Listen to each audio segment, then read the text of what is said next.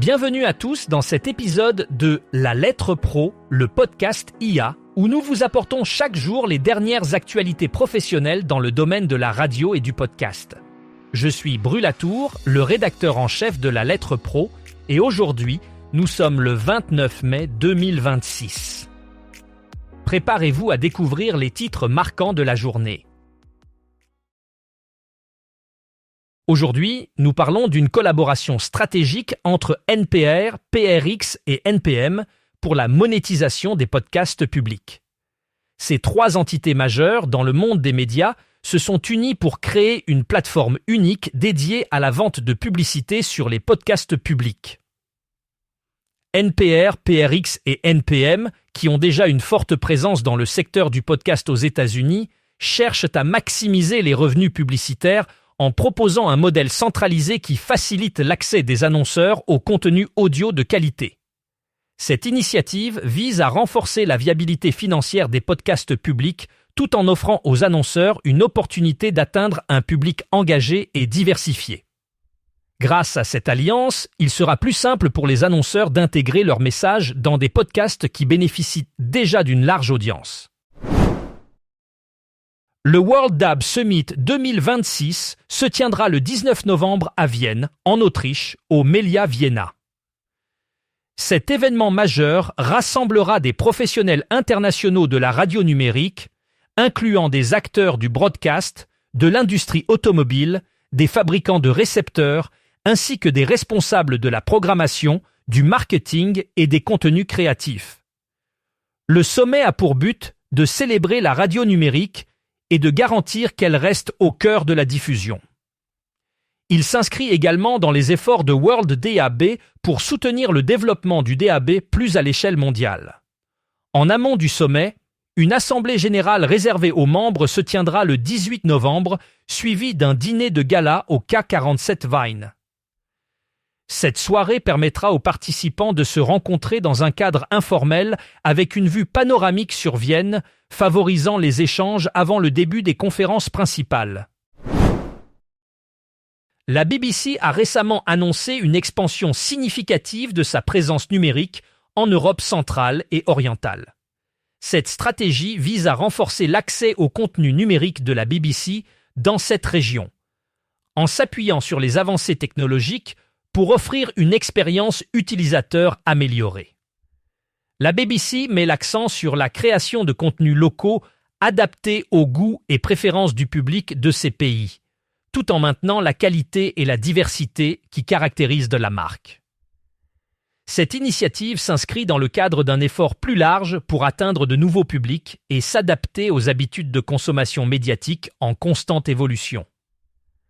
En renforçant sa présence numérique, la BBC espère non seulement accroître son audience, mais aussi contribuer au dynamisme du paysage médiatique local en Europe centrale et orientale, offrant ainsi une plateforme pour des voix et perspectives diverses. N-Group, acteur majeur du paysage médiatique, a récemment lancé N-Stories, une nouvelle entité dédiée à la création de podcasts et vidéocasts d'entreprises. Cette initiative vise à offrir aux entreprises une plateforme sur mesure pour développer des contenus audio et vidéo qui répondent à leurs besoins spécifiques en matière de communication. NStories propose une gamme complète de services allant de la conception à la production et à la diffusion, permettant aux entreprises de renforcer leur image de marque et d'atteindre un public plus large. Grâce à cette nouvelle entité, N-Group espère attirer un large éventail d'entreprises désireuses d'exploiter le potentiel des podcasts et vidéocasts pour enrichir leur stratégie de communication. En mettant l'accent sur la qualité et l'innovation, NStories se positionne comme un partenaire clé pour les entreprises cherchant à se démarquer dans un paysage médiatique en constante évolution.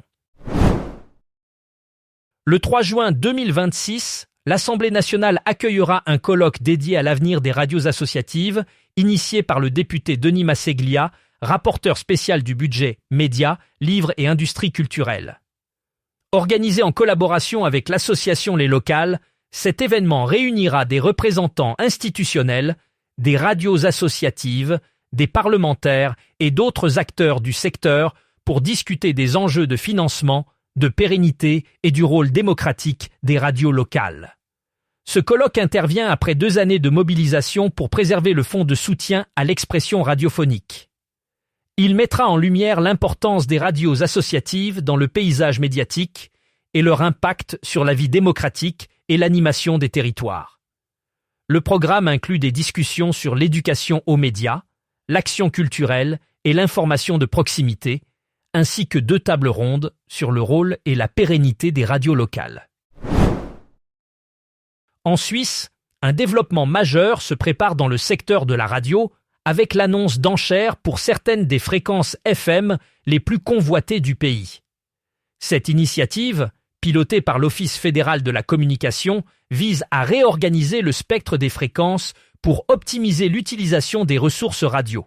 Les fréquences mises aux enchères sont particulièrement recherchées en raison de leur capacité à couvrir de vastes zones géographiques, ce qui les rend attractives pour les diffuseurs cherchant à élargir leur portée. Ce processus d'enchères est également vu comme un moyen de stimuler la concurrence et d'encourager l'innovation dans le secteur radiophonique suisse.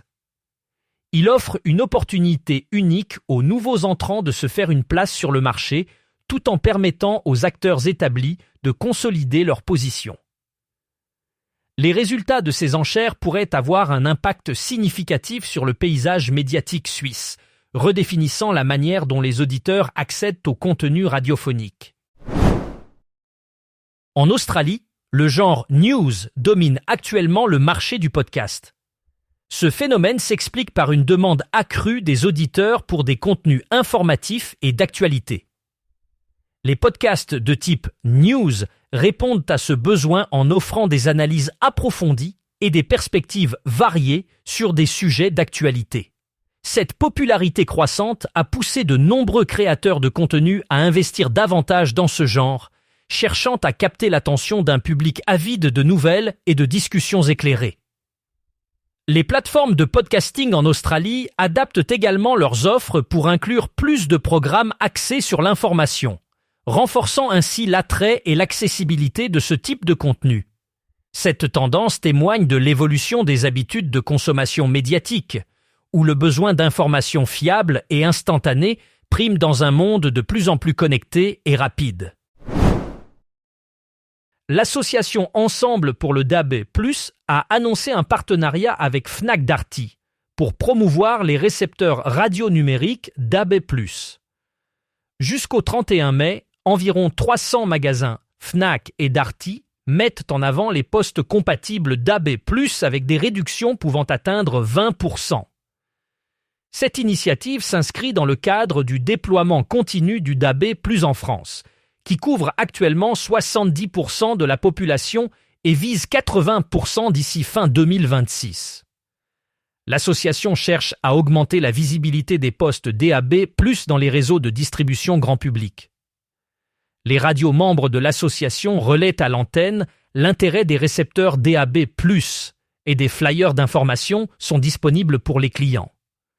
Charles-Emmanuel Bon, président d'Ensemble pour le DAB+, considère ce partenariat comme un pas important vers l'adoption du DAB+, soulignant l'engagement à offrir une meilleure expérience d'écoute aux auditeurs. En cette ère numérique, les animateurs de radio se transforment en véritables super-influenceurs pour les marques. Leur influence ne se limite plus à l'antenne, mais s'étend désormais aux réseaux sociaux où ils interagissent directement avec leur audience. Les marques ont rapidement compris le potentiel de ces animateurs, qui bénéficient d'une relation de confiance et d'authenticité avec leurs auditeurs. En collaborant avec eux, les entreprises peuvent toucher un public ciblé et engagé, souvent plus réceptif aux messages des influenceurs qu'à la publicité traditionnelle. Cette tendance s'inscrit dans une stratégie de communication moderne où l'impact émotionnel et la connexion personnelle jouent un rôle primordial. Les animateurs, grâce à leur créativité et leur capacité à raconter des histoires, deviennent des vecteurs puissants pour les campagnes marketing, offrant aux marques une visibilité accrue et une approche plus humaine de la promotion. Merci d'avoir écouté cet épisode de La Lettre Pro, le podcast IA. Pour plus d'informations sur les sujets abordés aujourd'hui, rendez-vous sur notre site lalettre.pro. Et n'oubliez pas que vous pouvez vous abonner à notre newsletter quotidienne pour rester informé des dernières actualités professionnelles dans le monde de la radio et du podcast. À demain pour un nouvel épisode. Au revoir.